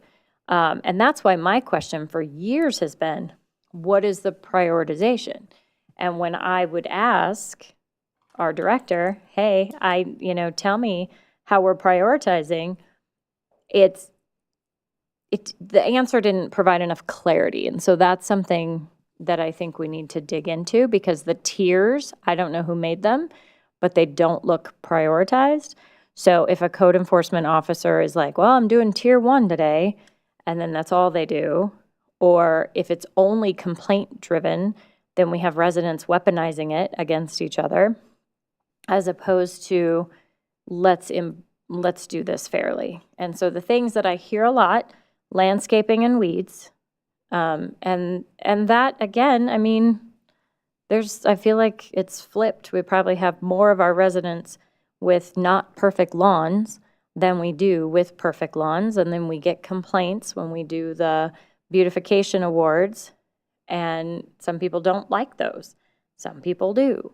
So where are we as a city with our current philosophy around code enforcement? So between the weeds, the grass content, because when I hear weeds, I think of them as like, 6, 12-inch, 18-inch weeds, as opposed to weeds that are within the grass, and there's a percentage that's wrong, and so we're getting after that. But when I drive by and go, well, it's trimmed, it's not encroaching on anyone else's lawn, it looks green from across the street, and yet across the street is nothing but dirt and these big weird metal poles in the yard. Like, there's some strange things happening, I think. And then I had a resident recently talk about trash cans for a really long time. And, I don't have a place to put my trash cans. I don't have a garage. I don't have, like all these things where are we setting residents up for really stressful situations and stressful encounters with our team, as opposed to like high quality customer service moments where we're helping? I don't know. I think the long list of code infractions it's long. That's why I think it's going to take a long time. And if it's, an updated council conversation around what do we value? Are we really like, pushing this, we're going to beautify Northglenn and we're going to send our code out and they're going to, send everyone to jail who does not have a good, perfect lawn? I don't think so. I don't think that's our value. We're not sending them to jail, but we're sending them to court with some significant fines. And if they have to pay those fines in addition to paying for their landscaping repairs, that's another thing where it's like, well, are we getting the desired outcome, to Councilmember Burns's point? Like, or are we sort of, I know there's a better updated phrase for beating a dead horse, but I feel like we might be doing that in different ways.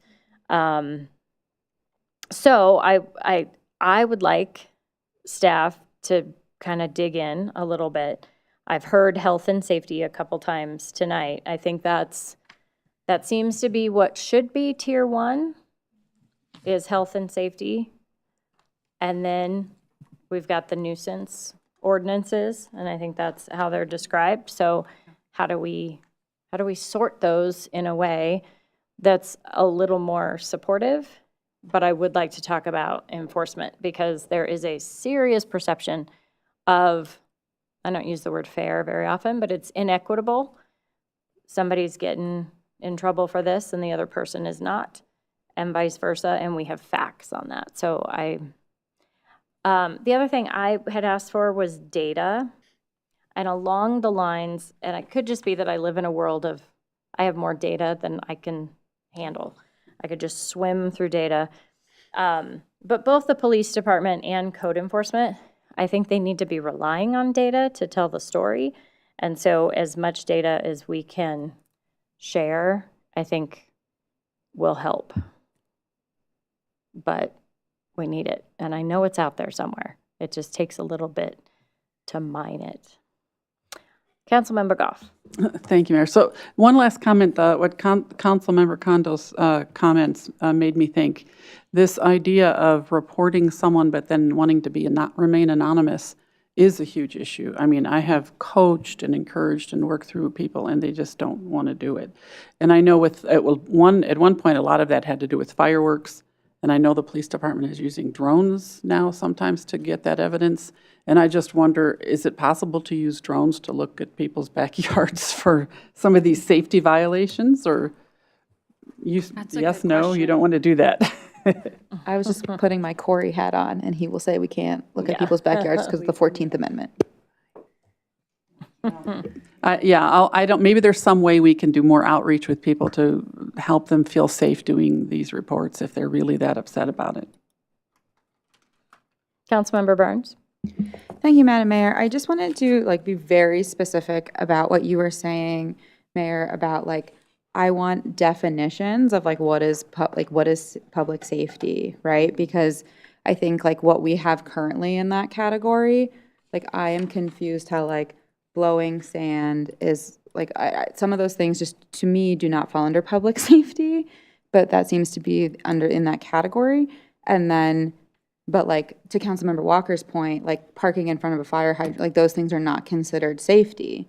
So what is safe? I just really want to be very specific. So when we do continue, or maybe we don't continue to get discussions from residents, we can be this is how we define public safety, and that is a health and hazard or a safety to neighbors or the community at large versus what people are annoyed by or think is unsafe.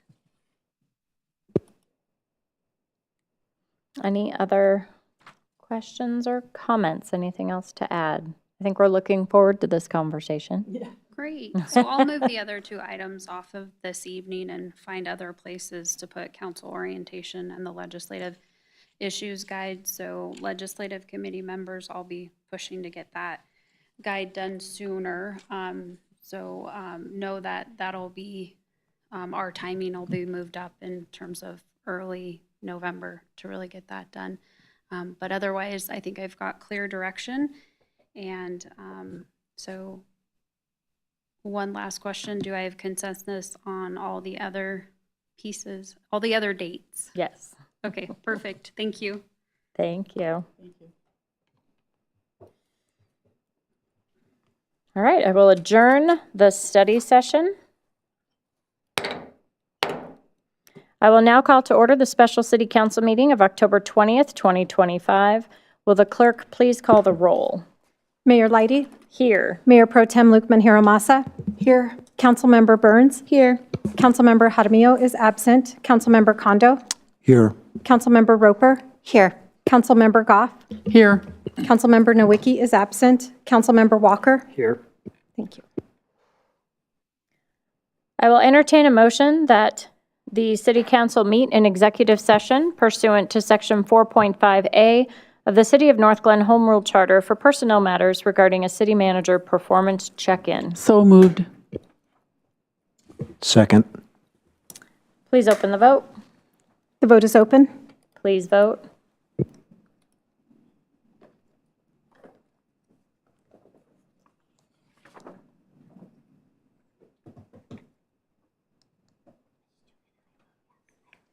Okay.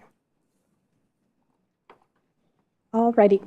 I will close that vote, and the motion to meet in executive session passes unanimously.